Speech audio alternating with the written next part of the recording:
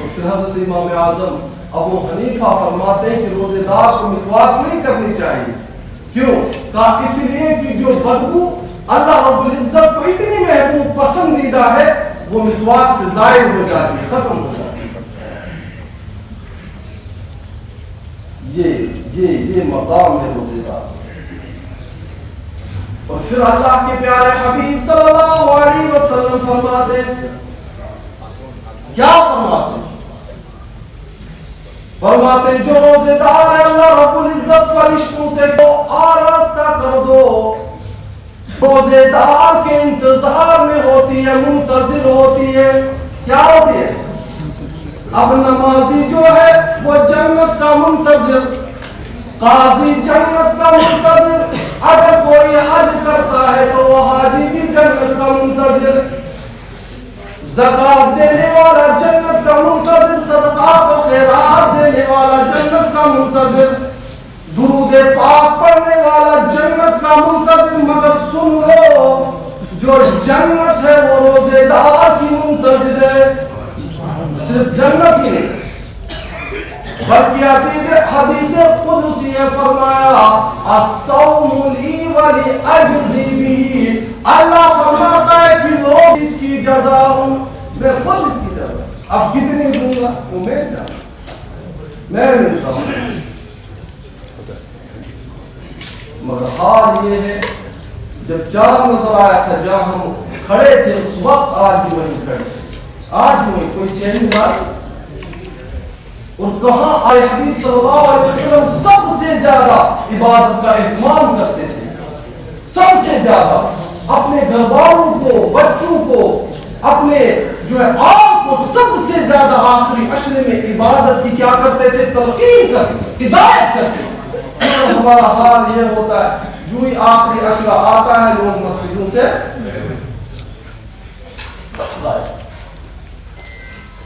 پتہ ہی نہیں چلتا. ایسا نہیں کرنا، یہ بڑی بدقسمتی ہے آپ کو. اس لیے آخر عشرے میں سب سے زیادہ آپ کیا کریں گے؟ اللہ کی بات. اب اس رمضان المبارک میں جو ہم دوسرا اہم کام کرتے ہیں وہ زکوٰۃ امرائے خدا میں، کیونکہ سب سے زیادہ مانگنے والے اور خرچ کرنے والے بھی اسی رمضان المبارک میں. اب دیکھیں اللہ رب العزت کیا فرماتا ہے. اللہ رب العزت سورہ بقرہ میں فرماتا لیس البر ان تولوا وجوہکم قبل المشرق والمغرب اینما تولوا فثم وجہ اللہ. اللہ فرماتا ہے کہ صرف یہ نہیں کہ تم مشرق اور مغرب کی طرف منہ کر لو. آگے فرمایا وَلَٰكِنَّ الْبِرَّ مَنْ آمَنَ بِاللَّهِ وَالْيَوْمِ الْآخِرِ وَالْمَلَائِكَةِ وَالْكِتَابِ وَالنَّبِيِّينَ. فرمایا نیکی تو صرف اس شخص کی ہے. کس شخص کی؟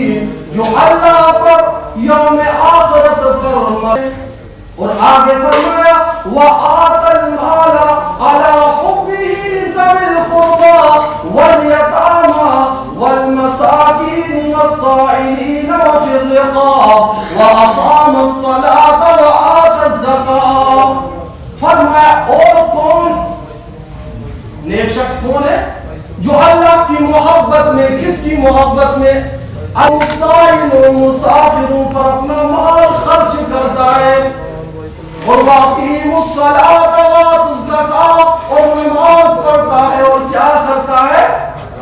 زکات دیتا ہے. اصل نیکی تو اس شخص مگر آگے چلے آگے اللہ رب العزت فرماتا ہے کہ اے لوگو، اے مسلمانوں، تمہارے حقیقی ولی، مددگار و دوست صرف اللہ ہے اور اس کا رسول ہے اور ایمان والے ہیں. کون ایمان والے؟ وَيُقِيمُونَ الصَّلَاةَ وَيُؤْتُونَ الزَّكَاةَ وَهُمْ رَاكِعُونَ. وہ ایمان والے جو نماز پڑھتے اور زکات دیتے اور اللہ کے حضور جھکتے. شاید کیا فرمایا وَمَن يَتَوَلَّ اللَّهَ وَرَسُولَهُ وَالَّذِينَ آمَنُوا تحزنوا فإن حزب الله هم الغالبون. فرمایا کہ جو اللہ اور اس کے رسول صلی اللہ علیہ وسلم اور اہل ایمان کو دوست بناتا ہے وہی اللہ کی جماعت کا آدمی ہے. فإن حزب اللہ وہی اللہ کی پارٹی کا آدمی ہے. اس طرح پارٹیاں نہیں ہوتی ہماری سیاست، کہتے ہیں وہ پارٹی مضبوط ہے، وہ جماعت اس سے منسلک. لیکن اللہ فرماتا فإن حزب اللہ ہم الغالبون، ہماری بھی ایک پارٹی ہے، ہماری بھی ایک جماعت ہے. کن کی؟ اللہ کی، اس کے رسول کی اور اہل ایمان کی. اور پھر فرمایا فإن حزب اللہ ہم الغالبون، اور اللہ کی جماعت ہی غالب ہونے والی ہے. کیا ہونے والی؟ عظیم الشان آیت کریمہ میں ایک قاعدہ یہ بھی بیان کیا گیا سب سے پہلے تو یہ کہ اہل ایمان صرف وہی لوگ ہیں، کون لوگ؟ جو نماز پڑھتے ہیں اور زکات دیتے ہیں. اور اللہ کے آگے تو سمجھ لو جو انسان ان دو ارکان اسلام سے روگردانی کر لے، سمجھو اس کا دعوی ایمان ہی جھوٹا ہے. اس کا اور پھر اس آیت سے یہ بھی معلوم ہوا، کیا معلوم ہوا؟ کہ اللہ، اس کے رسول صلی اللہ علیہ وسلم اور اہل ایمان کی جماعت پارٹی. تو فرمایا کہ اے ایماندار لوگوں، اب تمہیں یہ چاہیے کہ سب سے جدا ہو کر، سب سے الگ ہو کر تم اس پارٹی میں، اس جماعت میں شامل ہو جاؤ. اور پھر آخر میں یہ بھی فرمایا گیا کہ اہل ایمان کو غلبہ اسی وقت نصیب ہو سکتا ہے، اسی وقت غلبہ، فتح و نصرت اسی وقت اہل ایمان کو نصیب ہو سکتی ہے. کب؟ فرمایا کہ جب وہ یکسو ہو کر، یکجٹ ہو کر، ایک ہو کر کیا کرے؟ اللہ، اس کے رسول صلی اللہ علیہ وسلم اور اہل ایمان کو اپنا دوست اور مددگار سمجھ لے. جب تک یہ ان کو اپنا ولی نہیں سمجھیں گے تب تک یہ کسی میدان میں کامیاب نہیں ہو سکتے. مگر اگلی آیت میں پھر فرمایا والمؤمنون والمؤمنات بعضهم أولياء بعض يأمرون بالمعروف وينهون عن المنكر ويقيمون الصلاة ويؤتون الزكاة ويطيعون الله ورسوله أولئك سيرحمهم الله. اللہ فرماتا مومن مرد اور مومن عورتیں ایک دوسرے کے مددگار ہیں. کیا ہے؟ کون مددگار ہے؟ کون مومن مرد اور کون مومن عورتیں؟ فرمایا یامرون بالمعروف وینہون عن المنکر، جو اچھائی کا حکم دیتے ہیں، بھلائی کا حکم دیتے ہیں اور برائی سے روکتے ہیں. اور دوسری خصلت کیا ہے؟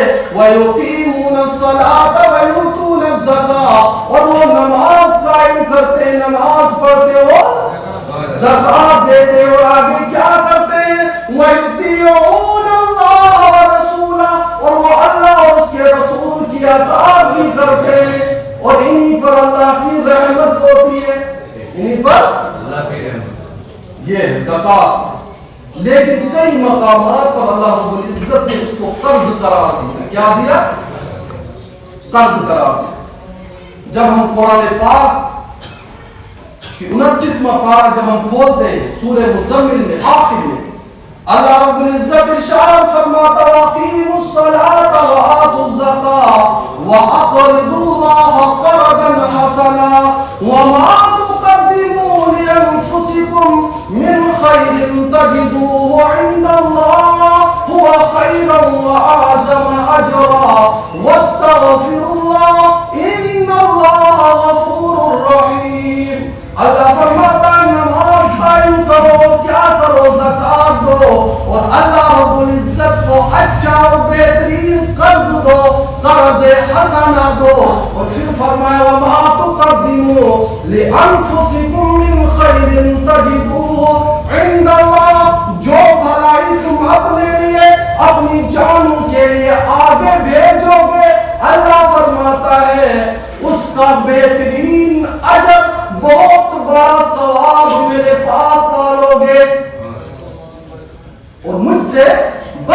طلب کرتے رہو. کیا کرو؟ بخشش مغفرت طلب کرتے رہو. ان اللہ غفور رحیم، بے شک اللہ بخشنے والا مہربان. اب سورہ بقرہ میں اللہ رب العزت فرماتا من ذا الذی یقرض اللہ قرضا حسنا فیضاعفہ لہ اضعافا کثیرا واللہ یقبض ویبسط والیہ ترجعون. اللہ پاک فرماتا اے لوگو، ہے کوئی جو مجھے قرض دے؟ ہے کوئی جو مجھے بہترین قرض دے، قرض حسنہ دے، تاکہ میں اسے بڑا چڑھا کر واپس کر دوں؟ کیا کہا؟ بڑا چڑھا.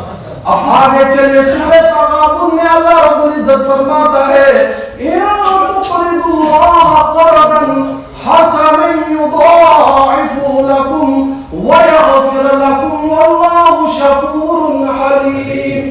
اے لوگو، کیا اے لوگو، اگر تم اچھے اخلاص کے ساتھ، نیک نیتی کے ساتھ، اچھی نیت کے ساتھ کیا کرو گے؟ اللہ رب العزت کو قرض دو گے، قرض حسنہ دو گے، تو وہ اسے تمہارے لیے بہت زیادہ بہترین شکل میں عطا فرمائے گا. صرف اس کو بڑا چڑھا کر ہی واپس نہ کرے گا، بلکہ فرمایا وَاسْتَغْفِرُ اللَّهَ، اللہ تبارک و تعالی ساتھ ساتھ تمہارے گناہوں کی بھی مغفرت فرما دے گا. تمہارے گناہوں کی بھی، وہ بڑا قدر شناس اور بردبار رب ہے. مگر اسی کا تذکرہ پھر آگے کا اسی قرض حسنہ کے بارے میں سورہ حدید میں اللہ رب العزت فرماتا ہے ان المصدقین والمصدقات وَأَقْرَضُوا اللَّهَ قَرْضًا حَسَنًا يُضَاعَفُ لَهُمْ وَلَهُمْ أَجْرٌ كَرِيمٌ. فرمایا صدقہ دینے والے مردوں اور صدقہ دینے والی عورتوں، صدقہ اور اللہ رب العزت کو اچھا قرض، بہترین قرض دینے والوں کو اجر بہت زیادہ دیا جائے گا اور ان کے لیے عزت اور تکریم والا اجر ہوگا. کیا ہوگا؟ عزت. وہ کیا؟ جنت. اللہ اکبر. آپ دیکھیں کتنی آیتیں میں نے آپ کو سنا. قرض حسنہ. کیا پتہ چلا؟ جو کچھ بھی ہم راہ خدا میں خرچ کرتے ہیں یہ اللہ کے ذمے قرضہ ہے. سمجھو ہم جو کچھ بھی راہ خدا میں دے رہے ہیں یہ ہم قرض دے رہے ہیں اور خدا ہمارا قرض دار بن رہا ہے. کیا بن رہا؟ اللہ. یہ اس کی شان کریمی تو دیکھیے، اس کا لطف و کرم تو دیکھیے. اس نے ہمیں پیدا کیا، اس کے بعد ہمیں جوان کیا، بڑی بڑی نعمتوں سے نوازا، ہر چیز ہر نعمت سے نوازا، مال سے نوازا، اولاد سے نوازا، گاڑیوں سے نوازا. کوئی ایسی چیز نہیں جو ہمیں عطا نہ فرمائی. مگر وہ رب کہتا ہے اے میرے بندے، کیا تو مجھے قرض دے گا یا نہیں دے گا؟ اللہ، یہ اس کا لطف و کرم کو دیکھ. اور وہ بھی کیا کرنا ہے؟ بھئی آپ کا کوئی حاجت مند رشتہ دار ہے، اس کو دے دو. مجھے نہیں دے رہے ہو بلکہ حاجت مند رشتہ دار کو دے رہے ہو. اب اس سے نہ مانگو، سے تکلیف نہ پہنچا، وہ بیچارہ کیا دے گا؟ اس کا بدلہ مجھ سے لے لینا. کیا کرنا؟ کسی یتیم کو دے دو یہ قرض، اب اس سے کیا لینا؟ کیونکہ وہ بیچارہ کیا دے گا، اس کے بدلے میں تجھے عطا کروں گا. کوئی مسکین ہے، کوئی مسافر ہے، سفر میں ہے، مجبور ہے، پیسہ نہیں ہے، گاڑی کے لیے کرایہ نہیں، قرض دار ہے، قرض ادا نہیں کر سکتا. اللہ پاک فرماتا ہے ان کو دے. جب تو ان کو دے گا اس سے نہ مانگ، اس پر احسان نہ جتلا. وہ کیا دے گا؟ مجھے تو قرضہ دے رہا، میں اس کا دوں گا اور کتنا دوں گا اس کو آگے بیان کیا سورہ بقرہ میں. اس مثال کے ذریعے فرمایا مثل الذین ينفقون اموالهم فی سبیل اللہ، مثل الذین فی کمثل حبۃ انبتت سبع سنابل فی کل سنبلۃ مئۃ حبۃ واللہ یضاعف لمن یشاء واللہ واسع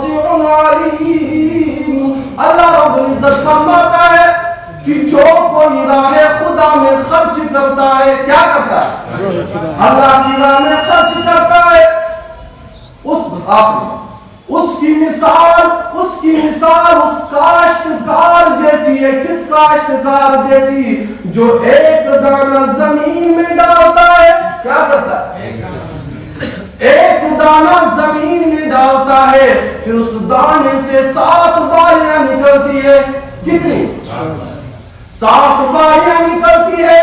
ایک بالی میں 100 دانے، 700 بالیوں میں 700 دانے. کتنے؟ تو فرمایا جس طرح رب کائنات ایک دانے سے 700 دانے اگا دیتا ہے، 700 دانے ظاہر کر دیتا ہے، تو فرمایا بالکل اسی طرح جو کوئی شخص راہ خدا میں 1 روپیہ خرچ کرتا ہے، اللہ رب العزت اس کو 700 روپیہ خرچ کرنے کا ثواب عطا فرماتا ہے. کتنا؟ 700 روپیوں کا ثواب اس کو. بلکہ اللہ رب العزت جسے چاہے اور بھی بہت زیادہ اجر اور ثواب عطا فرماتا ہے، کیونکہ اس کے فضل اور کرم کی کوئی انتہا نہیں. بتائیے کتنے خوش قسمت ہیں آپ لوگ کہ اگر اللہ رب العزت نے آپ کو دینے والا ہو، اور پھر جب آپ راہ خدا میں خرچ کریں. اللہ کبھی یہ سوچے، تصور کرے، جب پیسہ ہو دے، کیونکہ یہ زندگی فانی زندگی، یہ مال ادھر ہی رہ جائے گا، یہ دولت، یہ سونا جو ہے وہ سارا ادھر ہی رہ جائے گا، ادھر کچھ ساتھ. مگر یہ جو قرض آپ رب کو دیں گے، خدا کی قسم اللہ کے وعدے کے مطابق بڑا چاہ کر اللہ رب العزت آپ کو عطا فرمائے. اس لیے جو بھی سائل آپ کے در پہ آتا ہے، کیونکہ اس رمضان المبارک میں اللہ رب العزت اپنے بندوں کے لیے سارے دروازے کھول دے، رحمتوں کے، مغفرتوں کی، بخششوں. اس لیے آپ بھی اپنے دروازے ہر بندے کے لیے کھول دیں. پھر دیکھیں اللہ رب العزت کا کتنا کرم و فضل. اللہ تبارک و تعالی ہمیں اپنی راہ میں زیادہ سے زیادہ خرچ کرنے کی توفیق عطا فرمائے. وآخر دعوانا الحمدللہ رب العالمین. اور پتہ تھے آپ دینا نہیں چاہتے، اسے پیار محبت سے اس کو نکار دھتکارے نہ، پیار محبت سے نہیں، ہمارے پاس نہیں ہے. مگر سب سے پہلے جو قرآن نے ہمیں حکم دیا، وَآتَ الْمَالَ عَلَىٰ حُبِّهِ ذَوِي الْقُرْبَىٰ، زیادہ مقامات پر سب سے پہلے ذی القربیٰ، آپ اپنے قریبی رشتہ داروں یا جو بھی آپ کے قریبی ہمسایہ ہے، ارد گرد ہے، ان پر آپ نظر رکھیں. کوئی مستحق ہے تو ان کو دے دے. پھر اس کے بعد ذی القربیٰ سے آپ باہر نکلیں. یتامیٰ، مساکین، سائل، مسافر، قرضہ، جو بھی ہے ان کو بھی دے دیں. تو انشاءاللہ بڑے مدارس یہاں پر آئے ہیں جنہوں نے مجھ سے کہا ہے اعلان کرنے کے لیے. کتنے نام بتاؤں آپ کو، مجھے یاد بھی نہیں ہے. تو آپ تمامی حضرات سے گزارش ہے کہ جتنا بھی آپ سے ہو سکے ان کا تعاون کیجیے گا. اور ایک بیچارہ سائل ہے، اس کی جو ہے ٹانگ